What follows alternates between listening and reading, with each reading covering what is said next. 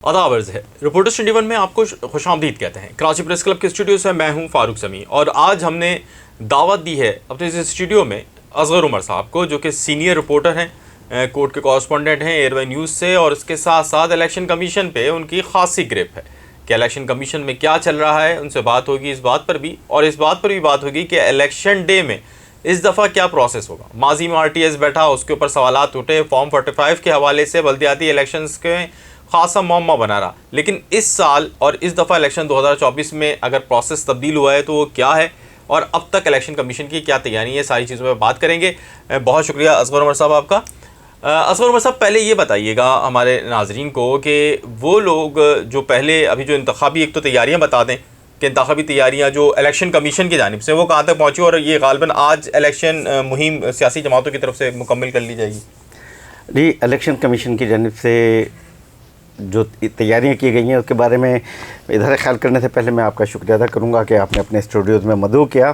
Election commission की जानिब से अभी तक तमाम तैयारियां मुकम्मल कर ली गई हैं। जो इलेक्शन कमीशन के हुकाम से हमारी बात हुई, उन्होंने तमाम मवाद, तमाम मटीरियल और तमाम तैयारियाँ जो थी कि बैलेट पेपर, स्टैम्प्स और मोहरें वगैरह तमाम जो है वो DRO के ऑफिस में पहुँचा दी गई हैं। और कराची में 7 अजला में, चूँकि 7 अजला हैं तो वहाँ 7 DROs को ये सामान पहुँचा दिया गया है, लेकिन वहाँ से कल जो तकसीम किया जाएगा 9 जगह से ये सामान तकसीम किया जाएगा। तो इलेक्शन कमीशन का कहना है कि हमारी तैयारियाँ यहाँ तक मुकम्मल हैं। और जो चूँकि ये कराची की मैंने मालूमात दी, इसके अलावा अंदरून सिंध भी जो है आज सुबह ही इलेक्शन कमीशन खुद अपने 2 साथियों के साथ, जॉइंट चीफ इलेक्शन कमिश्नर जो हैं असगर सयाल और नज़र अब्बास के साथ अंदरून सिंध के दौरे पर गए हुए हैं, लाड़काना, सखर और हैदराबाद वगैरह में।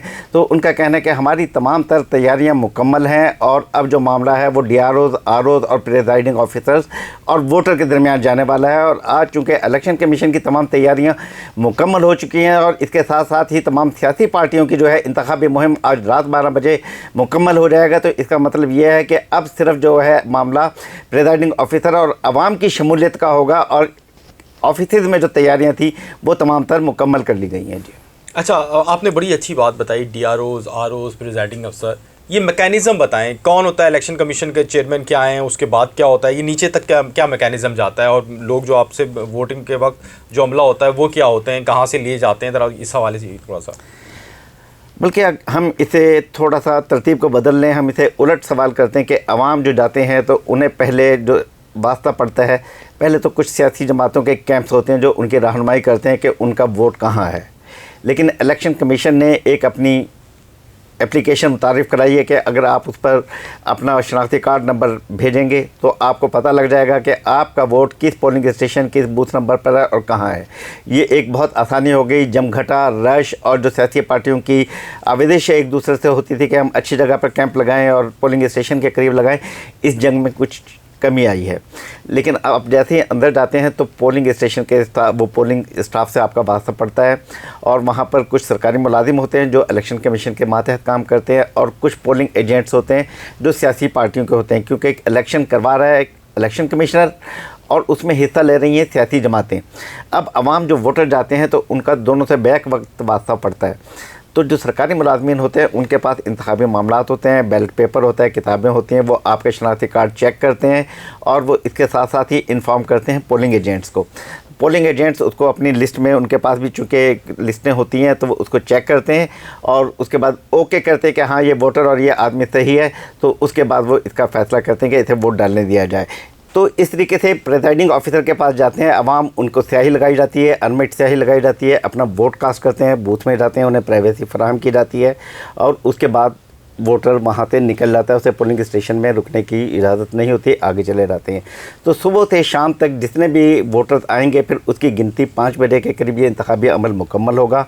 वहीं पोलिंग एजेंट के सामने वो डब्बे खोले जाएंगे, क्योंकि इससे पहले सील लगी होती थी बैलेट बॉक्स में, वो खोले जाएंगे, वहाँ से गिनती होगी और उन्हें पहला फॉर्म जो गिनती होगी तो तमाम जो स्टाफ है जो गिनती हुई है उस पे के लिए एक फॉर्म होता है जिसे फॉर्म 45 कहा जाता है। उस पर पोलिंग ऑफिसरान के भी और पोलिंग एजेंट्स के भी दस्तखत होंगे, वो जारी होंगे कि इस पोलिंग स्टेशन पर किस उम्मीदवार को, किस निशान को कितने वोट मिले। अब यहाँ से फॉर्म 45 बहुत बुनियादी अहम है, क्योंकि जो भी उम्मीदवार होते हैं उनके पास ये सबूत होता है कि पोलिंग इलेक्शन कमीशन के स्टाफ और सियासी पार्टियों के स्टाफ ने जिस पर एतमाद का इजहार किया है वो गिनती मेरे पास है, तो वो उस पर कंपाइल करते हैं मुख्तलिफ पोलिंग स्टेशनों से, और इसकी बुनियाद पर सियासी जमातें अपना दावा कर देती हैं कि उनका उम्मीदवार कामयाब हो गया या कौन नाकाम हुआ।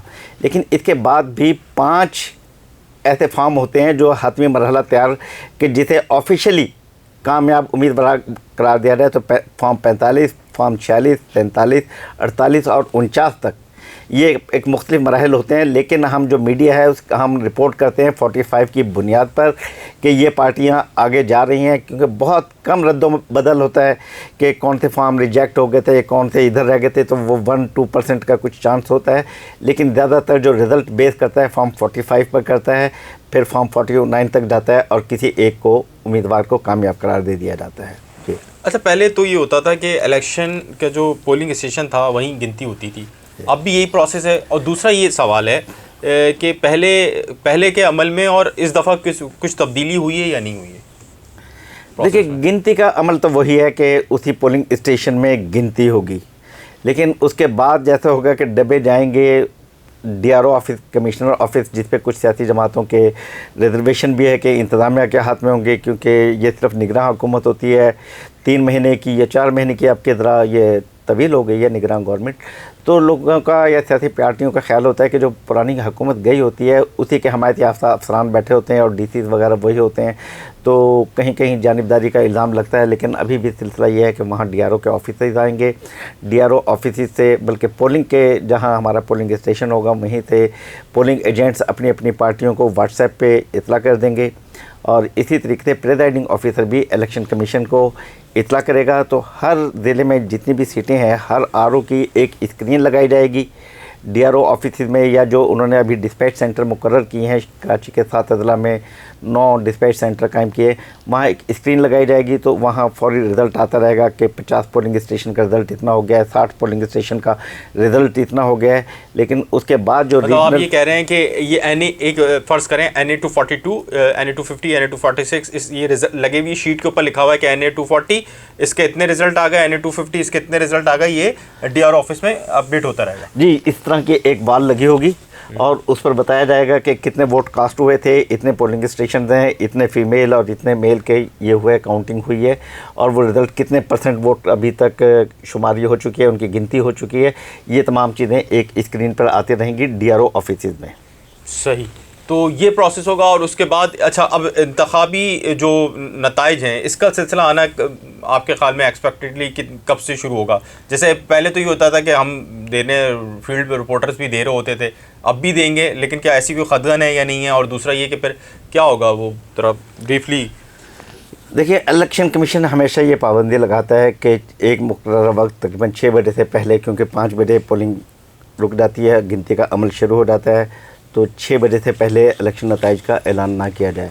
लेकिन चूँकि मीडिया अब खासा तेज़ हो गया है, ये डिवाइसेस जो होती हैं इससे फ़ौरन रिज़ल्ट पहुंच जाता है, तो कुछ स्टाफ इस किस्म का होता है कि वो चाहता है कि जल्दी से काम निपटाए और फारिग होकर चला जाए, और कुछ स्टाफ का ये होता है कि चूँकि हमने बहुत दबाव में काम किया है, इस वक्त रिलैक्स हो जाए, हाथ मुंह धो दें और उसके बाद गिनती शुरू की जाए।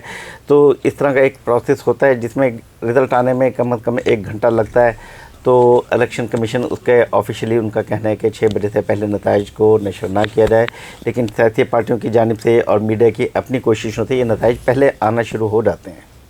ये अच्छा, उसके बाद इस दफ़ा जो प्रोसेस है उसमें, क्योंकि आप एक सीनियर साफ़ी हैं, इससे पहले भी आपने कई इलेक्शन देखे, RTS जब नहीं आया था तो हम लोग पहले डिबेट कर रहे थे कि यार ये RTS बैठ जाएगा या कुछ हो जाएगा 2018 के इलेक्शन में, क्योंकि बहुत सारी जगहों पे PTI को सीटें देना मकसूद है और नहीं मिल पाएंगी उनको। तो इस दफ़ा कुछ ऐसा लग रहा है आपको या आप मुतमईन हैं? देखें, अब के जो इस सिस्टम को कहा गया है वो है इलेक्शन मैनेजमेंट सिस्टम। इसमें मैनेजमेंट का लफ्ज़ बहुत ख़तरनाक सा है कि किस तरीके से मैनेज किया जाएगा, तो इसके बारे में बहुत ख़दशात हैं। लेकिन इलेक्शन कमीशन हमें यकीन दहानी करा रहा है, बार बार इत्मीनान करा रहा है कि उन्होंने प्रैक्टिस की है, पहले रीजनल बेसिस पे की है, ज़िला वाइज की, फिर प्रोविंशियल पे की सतह पे किया है, और मुझे बताया कि अभी उन्होंने कि पूरे मुल्क में वफाकी तौर पर उन्होंने तमाम रिटर्निंग अफसरान को एक साथ जगह करके किया है कि डमी रिज़ल्ट दें और ये कुछ करें, और इलेक्शन हुकाम बहुत मुतमईन है कि उनका सिस्टम कामयाब है और वो नताइज को कम्युनिकेट कर सकेंगे। लेकिन इसके बावजूद अवाम के जहन में बहुत ज़्यादा ख़दशात हैं। इस सिलसिले में सिंध हाई कोर्ट में भी एक पटिशन आई है कि उनका सिस्टम तो जब काम करेगा जब इंटरनेट की सर्विस मुहैया होगी या दस्तयाब होगी। किसी भी समंदर में किसी अगर शार्क ने काट लिया तो पाकिस्तान का इलेक्शन जो है वो एक मजाक बनकर रह जाएगा। इस सिलसिले में कल भी एक हमारी सूबाई इलेक्शन कमीशन से जो मीटिंग थी उसमें जब बात हुई तो उनका भी कहना था वो कोई इसके सिलसिले में ज़िम्मेदारी लेने के लिए तैयार नहीं थे। उनका कहना था कि इंटरनेट की सहूलतों का मामला वो हुकूमत के साथ है, इसमें हमारा कुछ भी सिलसिला नहीं है। अगर हमें इंटरनेट की सहूलत दस्तयाब नहीं हुई तो हम मैनुअल तरीके से रिज़ल्ट पहुँचाएँगे, लेकिन अगर इंटरनेट की सहूलत दस्तयाब रहती है तो उनका ये कहना है कि रात 2 बजे तक किसी भी हलके के नताइज उन तक आ जाने चाहिए, और अगर किसी वजह से लेट होती है तो वहाँ के रिटर्निंग ऑफिसर को वो रीज़न देना होगी कि नताइज क्यों लेट हुए। लेकिन अगर मामला मैनुअल पर चला गया तो फिर आरटीएस की तरह अगली सुबह तक इंतजार करना पड़ेगा। आप जिब्रान नासिर की दरख्वास्त की बात कर रहे थे जो इंटरनेट की थी। जी, जिब्रान नासिर साहब की दरख्वास्त थी, उसके ऊपर हियरिंग भी हुई और इसको रिपोर्ट भी किया हमारे सीनियर दोस्तों ने, और अजहर भाई ने भी इसको रिपोर्ट किया और भी दोस्तों ने रिपोर्ट किया। उसके अंदर chief justice Sindh high court ने खासा भरमी का इजहार भी किया है, और उस दरख्वास्त के अंदर ये भी कहा गया है कि जो चीफ जस्टिस ने जो ऑब्जर्वेशन दी है वो हुक्म इम्तना बरकरार रखते हुए ये कहा है कि इंटरनेट जो है वो बिला तात्तुल के फराहम होना चाहिए। अजहर उमर साहब के हम बहुत ही उनके शुक्रगुजार हैं कि उन्होंने अपना वक्त दिया और इलेक्शन कमीशन के आपके वोट डालने के जाने के अमल से लेकर इलेक्शन के रिज़ल्ट आने तक के सारे मामलात आपको बताए, और अब आपको पता होगा कि आपका वोट किस प्रोसेस में है। आपके वोट डालने के बाद वो कहाँ जाएगा, कैसे गिनती होगी, किस तरह नताइज आएंगे, और आपने वोट ज़रूर डालना है क्योंकि वोट ही ऐसा है जो कि आपकी तकदीर बदल सकता है। नहीं तो अगले 5 साल तक अगर आपने पहले आज दयानतदार को किसी मुंतखब नहीं किया, जाके वोट कास्ट नहीं किया किसी दयानतदार के लिए जिसको आप बेहतर समझते हैं, तो अगले 5 साल तक फिर आपके शिकवे शिकायत का कोई फ़ायदा नहीं। आपका बहुत शुक्रिया। और अगर अभी तक आपने रिपोर्टर्स 21 को सब्सक्राइब नहीं किया है तो हमारी गुजारिश होगी कि हमारी चैनल को सब्सक्राइब कीजिए, हमारी वीडियोज़ को लाइक और शेयर कीजिए। हम टिकटॉक, ट्विटर और फेसबुक पर भी मौजूद हैं। आपका बहुत शुक्रिया। आदाब अर्ज़ है।